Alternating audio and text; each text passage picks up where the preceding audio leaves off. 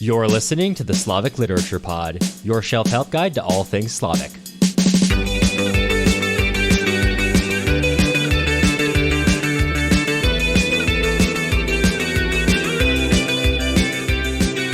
I'm Cameron Lalana.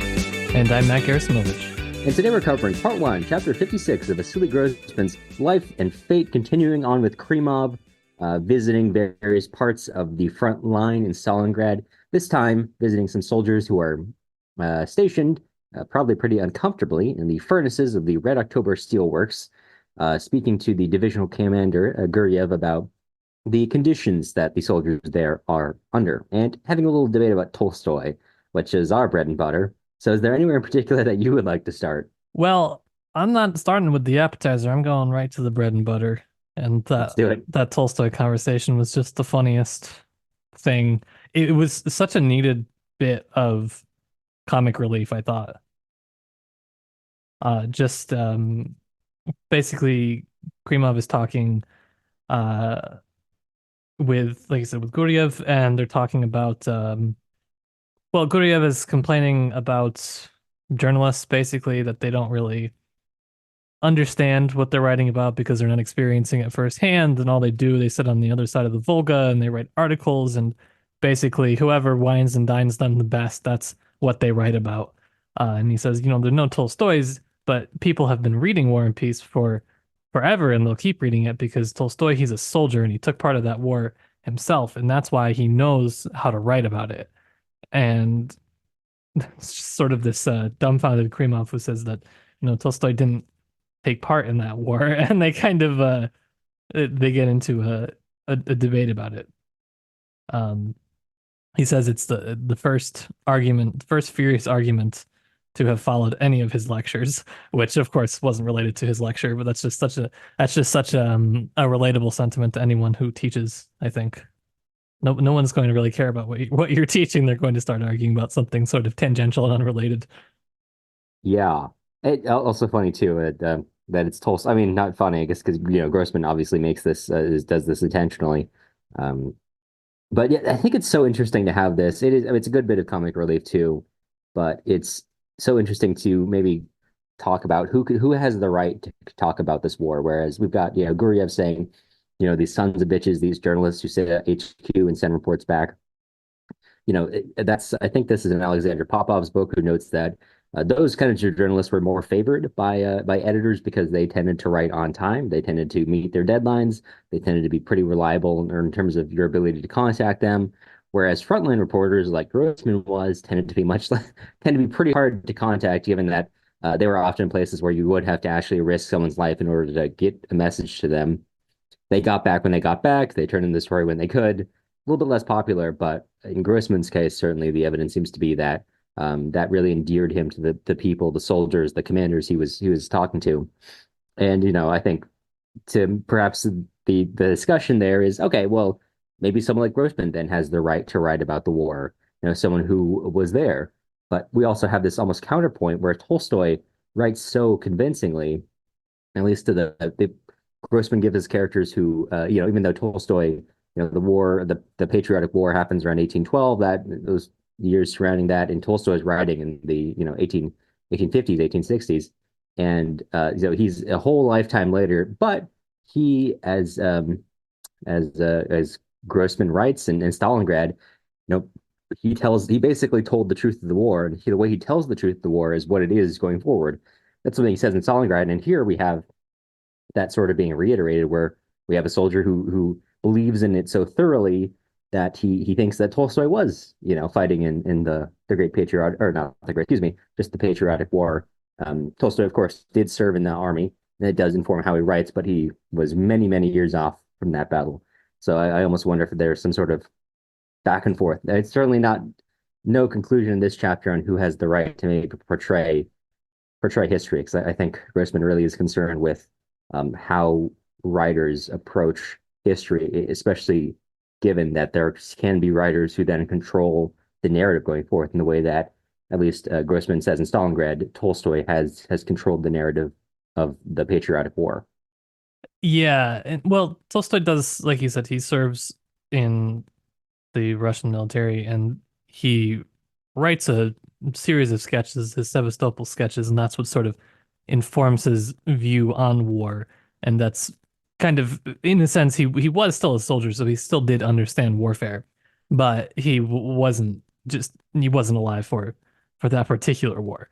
Now, that being said, I think it does sort of get to a different point on art and truth, kind of where one area where you were headed, just that it's not just who has the right to write about war or history, but also how you can kind of access that truth of a certain event and not, as we've talked about, just the truth of historical fact, with which Grossman does sort of have on his side, although not completely in the novel, because these characters are, they're fictional characters, even though they are the sort of conglomerate of lots of real people.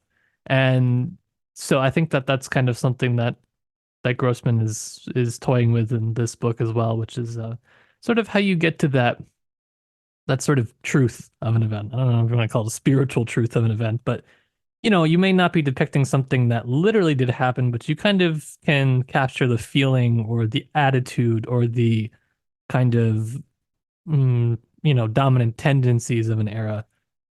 In some ways better in fiction than you can in nonfiction, honestly.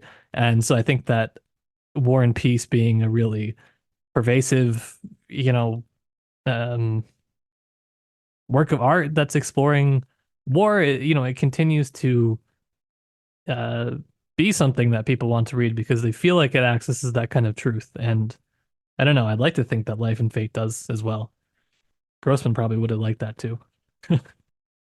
Yeah, right, for sure. And I agree with your point that sometimes fiction can get at reality more than the truth itself can, because there's this writer. I don't. You may Matt, you may have read him. I'm sure for our American listeners, there's a decent chance you had to read this guy in high school, Tim O'Brien, likely the things they carried.